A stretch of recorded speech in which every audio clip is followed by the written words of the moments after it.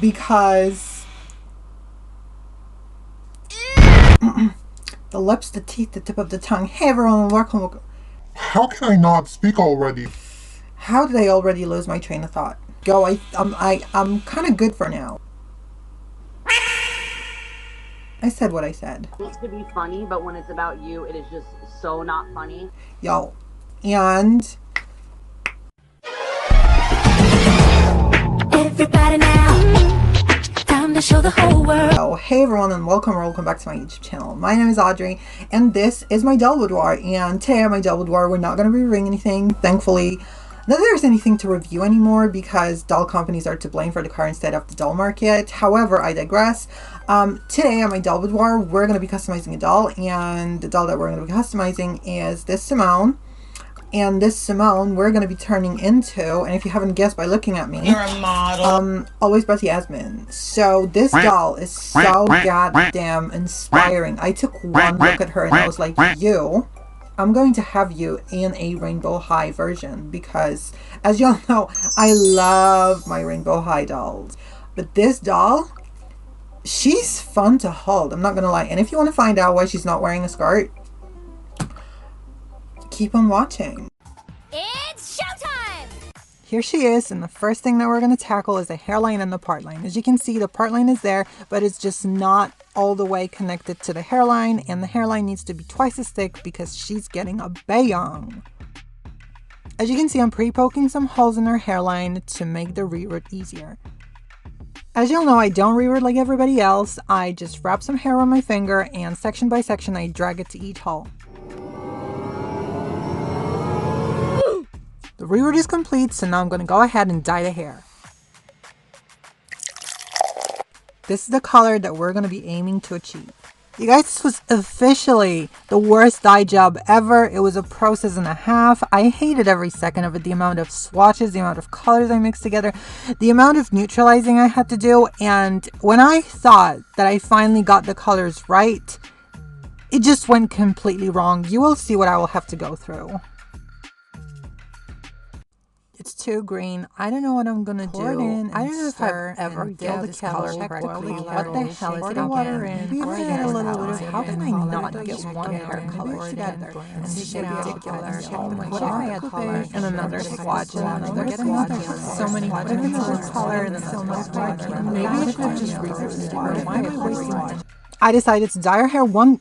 Oh, okay. Well. Oh, I see you. Okay, I think I was onto something. Well, thankfully, I have another Simone, so I guess we're gonna have to do it all over again. Before I dyed the hair, I rerooted her just like the first one, and you know what time it is. It's time for the sock. After you've taken the face off with pure acetone, you're going to want to spray her with one layer of MSC to give her a little bit more grit so it's easier to paint and draw on. As y'all know, I hardly ever map anything out with watercolor pencils, and this time is no different. I went straight in with my acrylic paint, and to achieve the look that I want to achieve, I want her to scream Yasmin, and because Bratz's eyes are so much bigger, I'm going to have to extend the inner corner and the outer corner of her eyes.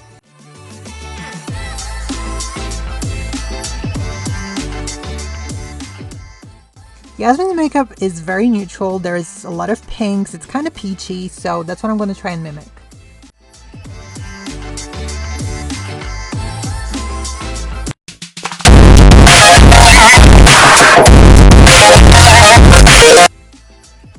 Yasmin's lips are lined, and because lining lips is hard and I like easy solutions, it's easier to just paint the lip liner color all over her lips and then leave the perimeter of the lips in that color while painting the inside color on.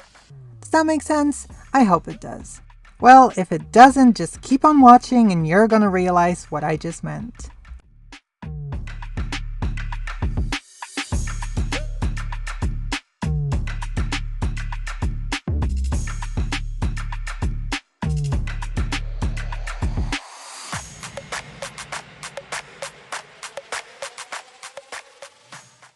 After painting the lips, I have realized that I forgot to take care of her bottom eyelid, so using the shade Cinnamon, I will paint the eyeshadow on her bottom eyelid on.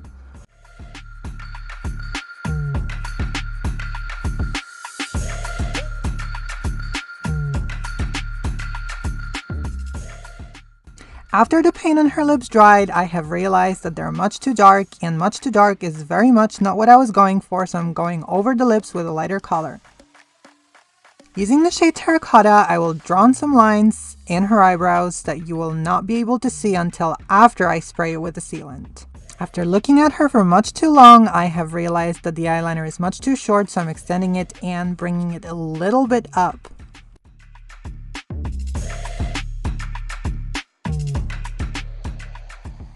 And to give it even more of a Bratz look, I will draw some eyelashes on, and not just one like I usually do. I will draw 3 eyelashes on. Yes, you heard it right, folks. 3 eyelashes.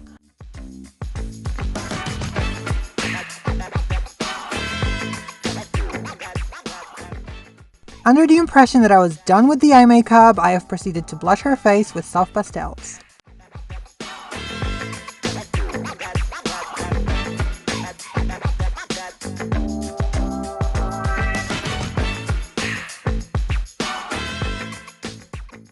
And the eyes I gave her belong to Olivia Woods. And now you're probably thinking, what is she going to do for the outfit? Because this is what the Bratz doll came dressed in. Well, let me tell you, I like easy solutions, like I said. So what I will do is I will rework the outfit that the Bratz doll came in to fit a rainbow high doll.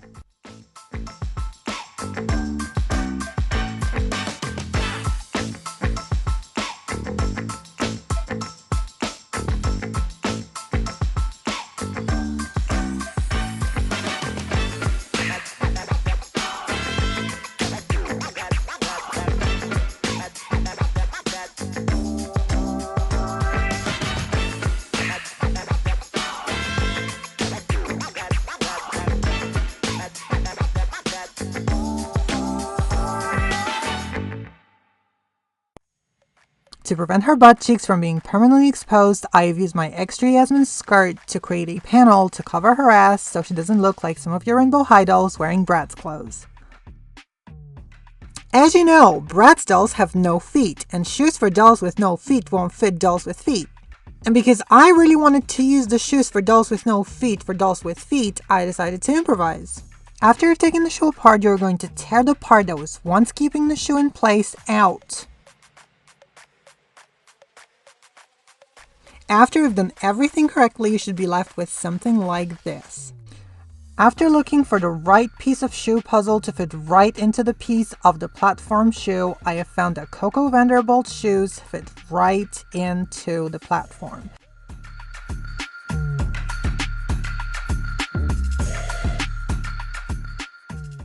After taking the heel and the straps off, you should be left with nothing but a sole and a toe cap. A quick intermission to talk about the things that I'm not going to do, and what I'm not going to do is anything to that top because it's stretchy enough to fit a rainbow high doll. And the thing that I'm going to do to this piece of clothing is add extra Velcro in the back so it can close in the back. I wanted her brown shoes to be brown, and very quickly I have realized that this pleather is not going to be good for any type of shoemaking for my dolls because it's just not elastic enough. Given that I do not own any other brown fabric, I decided to find an alternative, and something that will dye quite easily.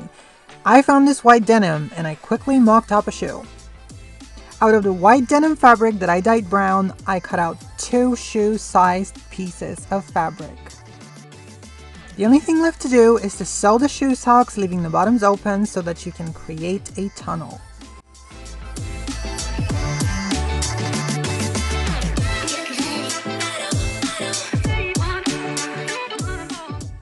Through the bottom of that tunnel, you are going to insert your previously prepared soles with toe caps.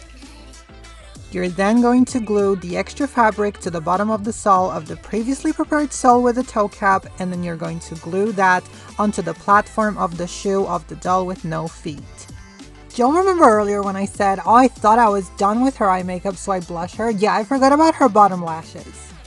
Off camera, I painted her teeth on, I gave her a beauty mark, and now the last thing to do is glaze her lips. This would not be a dollz Boudoir original costume if I didn't give her nails. This is just a quick overview, but if you want to find out and learn how to give your dolls long acrylics, I've made a tutorial with all the products listed.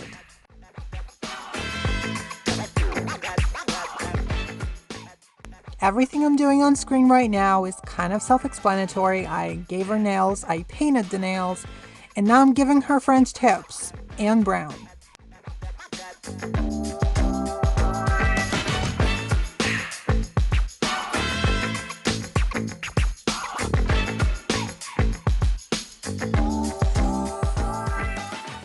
To finish the nails, I'm going to use the same glazing medium I use on the lips. Now that we've dealt with the things that I wanted to deal with, let's deal with the thing I did not want to deal with, meaning the hair. The hair isn't perfect, but perfect is something that I've decided not to aim for with this custom, and if it's not perfect, then it's good enough, and good enough is good enough for me.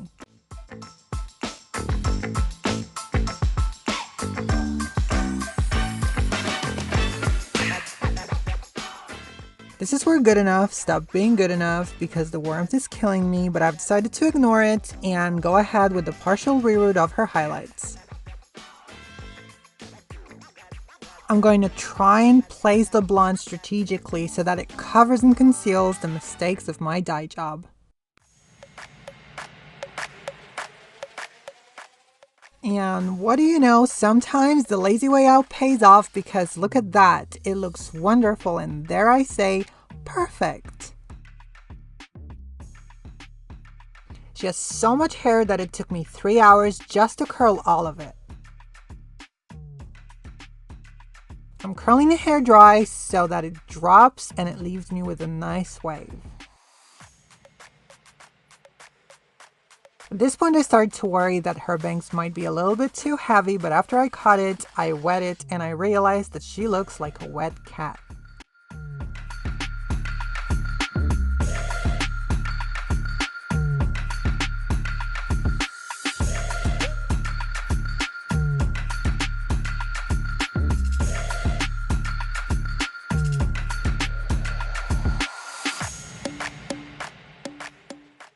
As you can see, the hair has dropped out quite a bit. I will have to go through and curl some of the pieces a little bit more, but right now I'm just going to separate the curls, oil the ends to help with the frizz.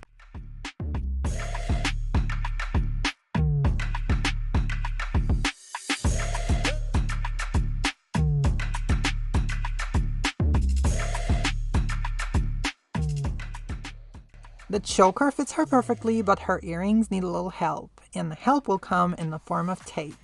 I want them to stay plugged into her head, so I will thicken the plugs. And that is us done, and onto the final pictures, I guess.